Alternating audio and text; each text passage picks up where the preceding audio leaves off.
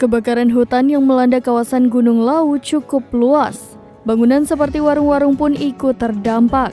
Belakangan beredar video warung yang sebagian hangus terbakar. Bangunan itu viral disebut-sebut warung Mbok Yem yang kerap menjadi andalan para pendaki mengisi perut dengan pecel nan lezat. Terkait kabar tersebut, Kepala Pelaksana BPBD Kabupaten Karanganyar Juli PH angkat bicara. Pada Minggu 1 Oktober 2023, ia menyatakan warung Mbok Yem masih aman. Ia menyebutkan bahwa warung yang terbakar setengah itu bukanlah warung Mbok Yem, melainkan warung milik Mbok Giar.